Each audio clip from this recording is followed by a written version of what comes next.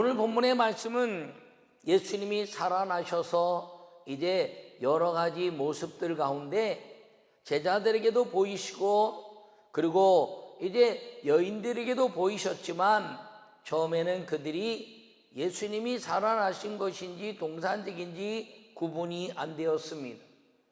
그들이 두려움에 떨고 이제 안식 후 첫날 저녁 때 제자들이 유대인들을 두려워하여 모여 있을 때에 문을 이제 통하여 예수님이 오사 주님의 살아계심을 제자들에게 보이시고 그 제자들 가운데서 예수님을 보지 못한 도마는 의심을 갖고 있었지만 예수님 말씀하시기를 보지 않고 믿는 자가 복되다 하신 것처럼 이 부활의 사건은 위대한 하나님의 역사요, 인류 역사상 과학적으로도 그리고 철학적으로도 경험적으로도 믿을 수 없는 일이 벌어진 것이지만 이것을 믿는 사람들에게는 하나님의 위대한 부활의 축복이 영생으로 임하게 된다는 사실을 기억하기를 바랍니다. 그러므로 오늘 살아나셔서 그냥 또다시 죽으신 분이 아니라 이제 승천하셔서 우리에게 위대한 천국의 문을 열어주신 살아나셔서 승천하신 예수님이란 제목으로 말씀을 전할 때 주의 은혜가 여러분 모두에게 임하기를 간절히 축원합니다. 요약의 말씀을 함께 읽도록 하겠습니다. 인류 역사상 죽었다가 살아서 하늘에 올라간 사건은 오직 예수님입니다. 죽음의 두려움을 오직 믿음으로 천국의 문을 열어주신 예수님의 부활은 참 기쁨으로 담대함을 얻은 삶이 되게 하셨습니다. 할렐루야. 인간에게 가장 두려운 것은 원인을 알 수 없는 것입니다. 인간이 가장 두려워하는 두 가지가 있는데 하나는 질병이요 죽음입니다. 왜냐하면 어떻게 찾아오는지 원인을 알 수 없기 때문인 것입니다. 코로나19로 인해서 온 인류가 두려움에 떨었던 이유 중에 하나도 원인을 알 수 없고 백신도 이제 찾아내지 못했기 때문인 것입니다. 그것을 통해서 더 이제 가깝게 다가오는 것이 무엇인가요? 죽음이란 것이죠.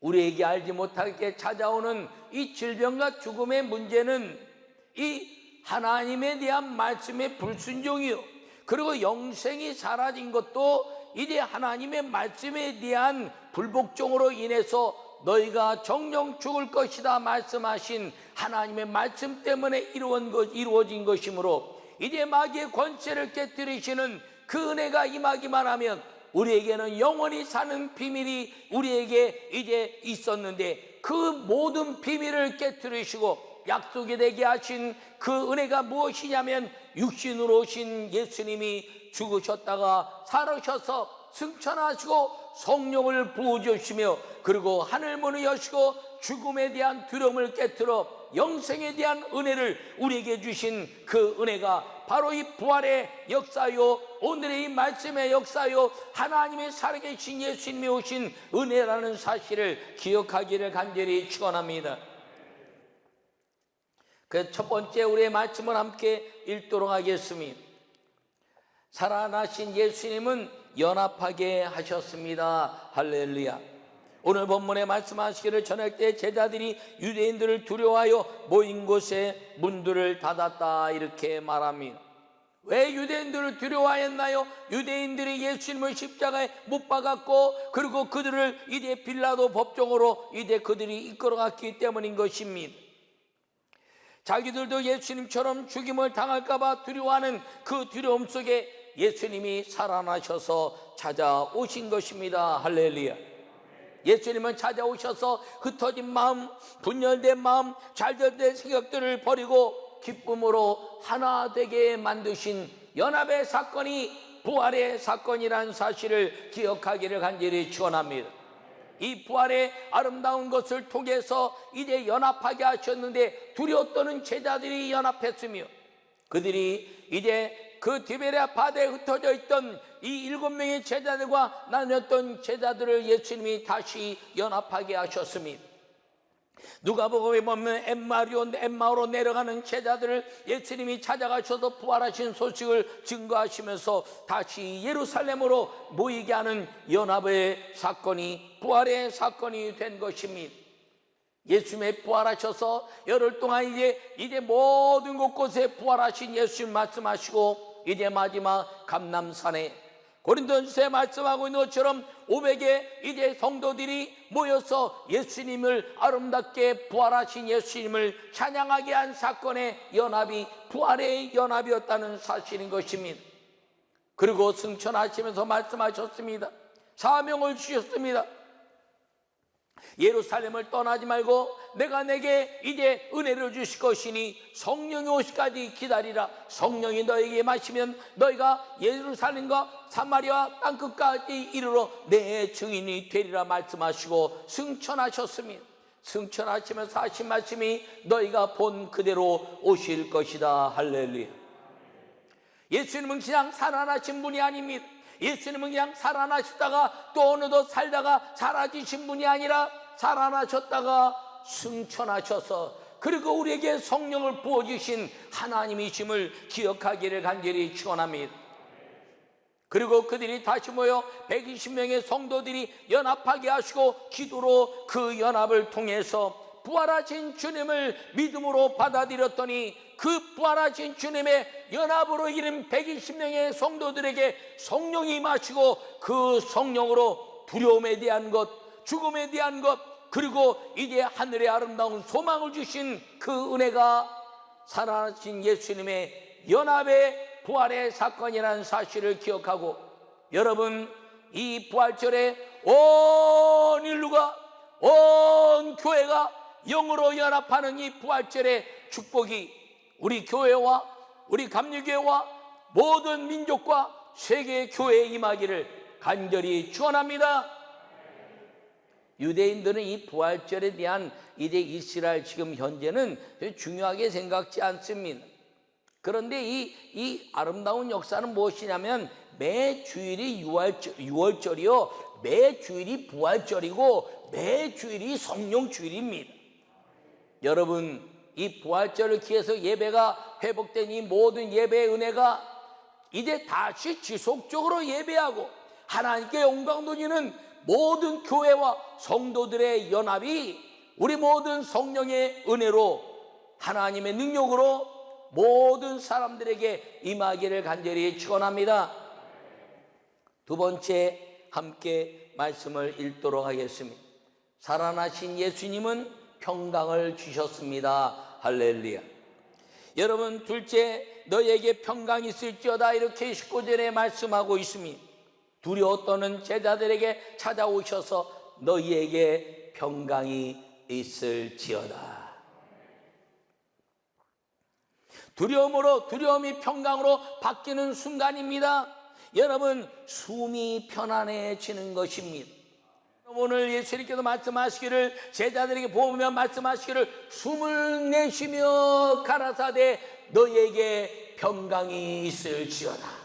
성령을 받으라. 할렐루야.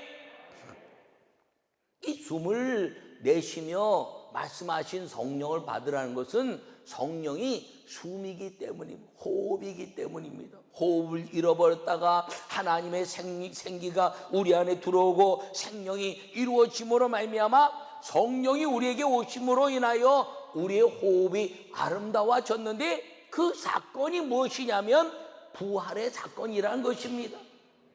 여러분, 이 부활의 사건은요, 놀라워서 이 빛보다 더 빠른 시간으로 주님이 움직이셨어요. 여기 계시다. 순식간에. 빛은 1초에 7지구로 7바퀴 반을 돈답니다. 그거보다 더 빠르게 슉슉슉슉 움직이시는 겁니다. 예수님이 우리의 모든 성령을 오셔서 누구에게 나타나시는 이유는 빛보다 더 빠르시고, 생각만 해도 와 계시고, 그리고 이제 기대만 해도 우리 안에 이제 임재하시고, 그리고 기도할 때마다 날마다 빛보다 더 빠른 순간의 아름다운 역사로 이제 임하시는 것은 우리에게 성령을 주시고 호흡을 아름답게 하신 예수님의 부활의 사건 때문인 걸 기억하기를 간절히 축원합니다. 이 이스라엘 백성들이 광야를 지나면서 두려움에 떨고 있을 때 이제 여호와 하나님 말씀하시기를 내가 너희와 만날 것이다. 그리고 평강의 은혜를 이 광야에서 예배를 통해서 우리에게 말씀하신 것을 기억하기를 바랍니다.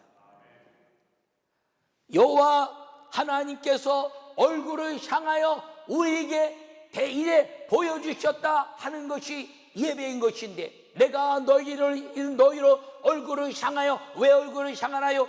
이 광야의 모든 두려움들을 다 깨뜨리시고 성막을 통하여 만나주심으로 말미암아 죽음의 광야, 이제 슬픔의 광야, 양식이 없는 광야, 질병의 광야 속에서 여호와 하나님께서 얼굴을 내미심으로 말미암아 그 아름다운 평강을 주시는 은혜가 동일하게 부활의 사건으로 말미암아 이 광야 같은 인생 가운데서 우리에게 그 은혜를 주셨다는 것을 기억하기를 간절히 축원합니다. 부활은 두려움과 슬픔과 고난과 아픔 등 모든 것을 떨쳐내는 위대한 평강인 것을 여러분 기억하기를 바랍니다.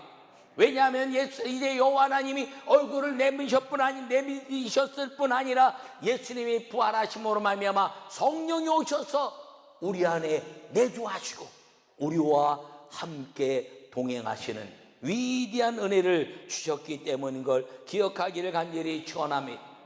호흡이 아름다운 사람, 하나님의 잃어버린 생명의 호흡을 이제 잃어버렸다가 율법으로도 이기지 못하고 이제 아무것도 회복하지 못했으나 예수님이 이 땅에 오심으로 말미암아 율법으로 말미암은 모든 죄를 십자가에 못 박으시고 그리고 우리를 위하여 죽으셨다가 부활하셔서 승천하시고 성령으로 생기와 생명의 영이 돼서 살리게 하신 그 부활의 영, 그것이 예수님의 은혜고 그 호흡이 아름답게 만드신 예수님의 부활이 우리에게 있는 위대한 평강이라는 것을 기억하기를 간절히 축원합니다.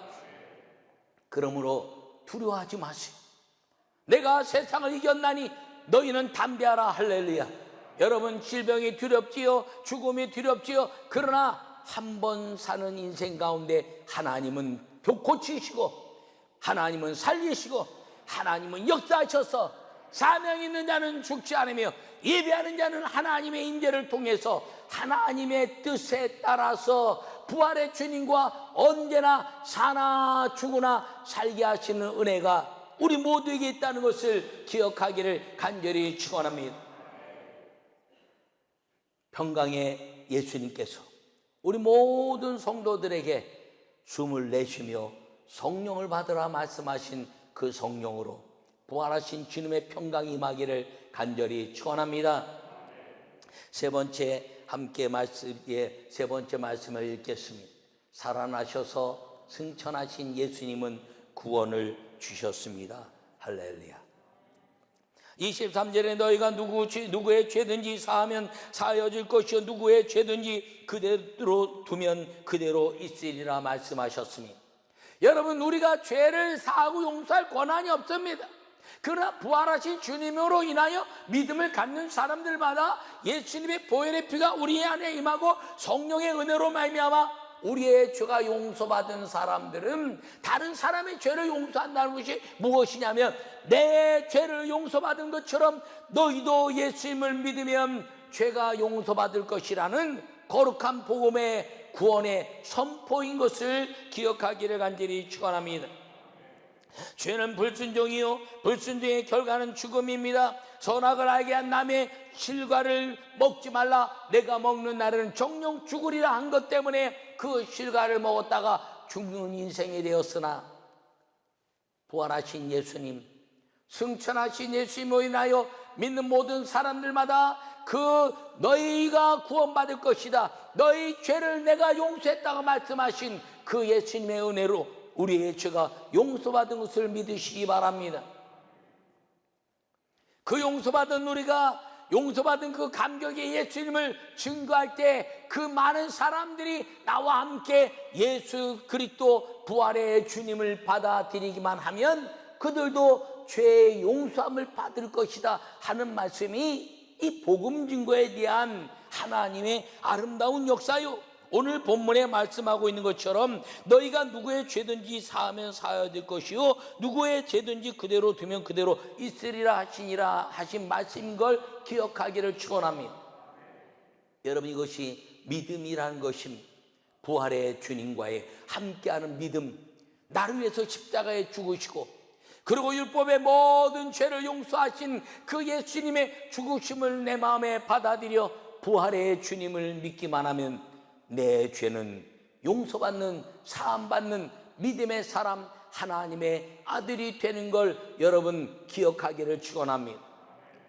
예수님 빛으로 오셔서 세상에 빛이 왔다 영접지 아니하였으며 참 빛이 세상에 왔지만 아무도 영접하지 않았습니다. 그런데 영접하는 자 곧 그 이름은 예수 그리스도 이름을 믿는 자들에게는 하나님의 자녀가 되는 권세를 주셨으니 이는 혈통이나 육정이나 사람의 뜻으로 난 것이 아니라 하나님의 뜻으로 난 것이니라. 할렐루야.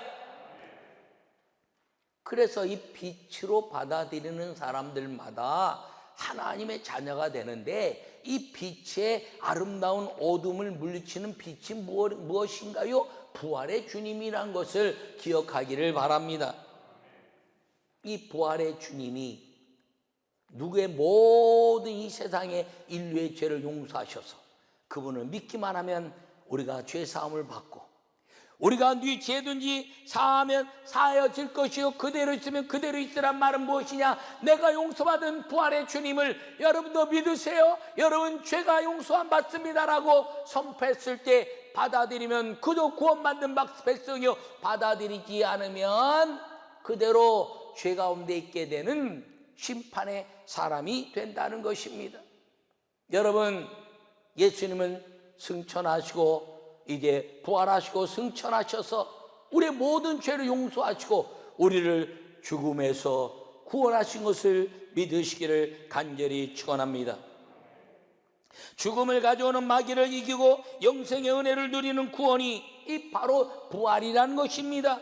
죽음을 가져오는 마귀가 왜 가져오나요? 하나님에 대한 불순종이죠. 그런데 예수님으로 말미암아 다 이기고 승리케 되는 의 영생의 은혜는 왜인가요? 예수님이 모든 하나님의 말씀에 순종했기 때문인 걸 기억하기를 축원합니다. 마귀는 불순종이요 영생은 순종인 것입니다. 마귀는 불순종이요 예수님은 순종인 것입니다. 그러므로 누구든지 주 예수를 믿으라 그리하면 구원을 받을 것이라 말씀하신 선언의 말씀을 통해서 예수 그리스도를 믿는 순종을 갖기만 하면 다 구원받게 하시는 주님의 은혜가 임하게 된다는 것을 기억하기를 간절히 축원합니다. 부활은 내 죄를 십자가 예수님과 함께 못 받고 그리스도와 함께 구원받아 영생을 얻게 한 것입니다. 더군다나 부활은 내 죄뿐 아니라 누구의 죄라도 예수 그리스도와 함께 용서를 받으며 마귀의 죽음에서 영생을 선언하는 복음 전파의 능력이 된다는 것을 기억하시고 여러분 모두가 그 능력 안에 있는 하나님에 대한 은혜와 자부심으로 살아가는 성도가 되기를 간절히 축원합니다. 예수님이 그래서 이 땅에 오셔서 죽으신 것은 우리의 죄를 다 용서하시고 율법을 완성하시며 승천하시고 이제 성령으로 보내신 것은 다시는 죄 가운데 빠지지 않게 하시는 하나님과의 동행을 위해서 이 땅에 오셔서 부활하시고 승천하신 것을 기억하기를 간절히 축원합니다. 이 예배가 이 부활절 예배와 더불어서 이 민족과 전 세계에 성전 예배로 인하여 성령의 임재가 임하고 내 죄를 고백하고 하나님의 거룩한 영으로 말미암아 춤추며 그 하나님의 거룩한 주의 축복이 내게 임하는 아름다운 예배가 지속될 수 있기를 간절히 축원합니다. 예배는 말씀과 기도와 찬양과 헌금 이렇게 신학교를 가르치는데 저는 거기에 가장 중요한 것 하나를 더 첨가합니다. 그것이 이제 축도라는 것입니다. 민수기에서 또 이제 구약에서 이 모든 아론과 모세의 제사를 통해서 이스라엘 백성들에게 축복하고 그리고 이제 이스라엘 백성들을 손을 들고 축복하니 축도하니 하늘에서 불이 내려와 모든 재물을 사르신 그 마지막 이스라엘 백성을 위한 주의 축도, 이것이 예배라는 것입니다. 그런데 이 예배가 이제 코로나19로 인해서 교회에서 찬양이 사라졌어요. 교회에서 이제 기뻐 뛰는 아주 그 찬양단, 오늘도 우리 성가대 마스크 끼고 했지만 성가대 마스크 끼고 하는 성가대, 뭐 음악이 웬만한 거 다 사라졌습니다. 통성어로 하는 합창기도 웬만하면 다 사라졌습니다. 왜요? 비말 때문에 그렇지요. 그런데 사라지지 않은 것이 무엇인가요? 말씀과 기도와 축도입니다. 헌금도 나오지 않으니까 이제 온라인 드리는데 헌금이 교회마다 콱 줄었답니다. 그런데 이 위기에도 사라지지 않는 것이 뭐냐? 말씀과 기도와 축도입니다. 여러분, 제가 이제 용어를 좀 정리해서 신앙의 핍박은 순교로 가져가지만 환경의 핍박, 이런 코로나19나 질병이나 이런 것들은 환경의 핍박은 연합해야 된다. 연합해서 다 힘을 합쳐야 된다. 이렇게 이야기했습니다. 신앙의 핍박은 순교입니다. 그런데 신앙의 핍박이 있을 때 숨어서 예배할 때는 말씀과 기도와 그리고 아주 조용한 축도 정도 할 수 있죠. 아니면 가정 예배로 드리기도 하고, 아니면 한두 사람이 모여 두세 사람이 이곳에 내가 너희와 함께 할 것이라는 말씀처럼 두세 사람이 예배를 드릴 수 있습니다. 근데 이 핍박이 드러나서 다 순교의 현장에 가면 그때는 찬양입니다. 고도소서 임마누엘 살아계신 주, 다 이제 죽음을 앞두고는 용기를 갖는 것이 찬양입니다. 근데 이 신앙의 핍박 속에 드러나지 않은 것은 말씀과 기도입니다. 여러분, 예배는 문화가 아닙니다. 교회가 한국교회뿐 아니라 전 세계 역사 속에서 예배가 문화화 됐을 때 교회는 위기가 왔다는 것입니다. 예배는 문화가 아니라 말씀과 기도 속에 통회하고 자복하고 하늘에 대한 소망을 통해서 죄종의 축복을 받으며, 하나님은 살아계시는군요, 하나님은 역사하시는군요, 하나님은 내 죄를 용서하시군요, 하나님 내가 죽음 이후에는 위대한 천국이 보장되어 있군요라는 이 심령 속에서 죄에 대한 통회로 인한 희열과 기쁨과 소망이 임하는 것이 예배라는 것을 여러분 잊지 않기를 간절히 축원합니다. 기도를 통해서 기적이 일어나는 것입니다. 말씀을 통해서 우리의 믿음이 확진이 되는 것입니다. 교회가 갖는 이 코로나19를 통해서 교회 모든 문화들이 다 사라졌어요. 뭐 어떤 것도 다 하기가 어려워요. 오직 예배도 못 드리는데 무슨 문화 행사를 합니까? 그것이 교회가 하는 게 나쁜 것이 아니라 예배보다 말씀과 기도와 찬양, 그것보다 어떤 것도 더 중요해서는 안 된다는 것을 이번에 깨달았으니, 여러분 이 부활절에 달려나온 모든 성도들 가운데 여러분 이 시대에 따라 움직이는 문화적 예배가 아니라, 시대가 변하고 시대가 달라지고 세대의 차이가 있어도 이 하나님의 거룩한 임재를 통한 말씀과 기도로 죄에 대한 통회함과 그리고 용서하시는 예수님에 대한 가치를 바라보고 죽으셨다가 살아나시고 십자가에서 이제 우리의 모든 죄를 용서하시고 승천하셔서 우리와 세상 끝날까지 함께 있으시겠다고 약속하신 성령의 임재를 통해서 우리 속에서 가장 위대한 감격, 희열, 죄에 대한 용서와 하나님이 나와 함께 하신 은혜로 말미암아 죽으나 사는, 죽음이 나를 이제 묶지 못하는 위대한 천국의 비밀 속에서 가장 기뻐하시는 감격의 거룩한 주님과의 만남의 역사가 살아나셔서 승천하신 예수님과 함께 사는 우리 모든 성도들에게 임하기를 간절히 축원합니다.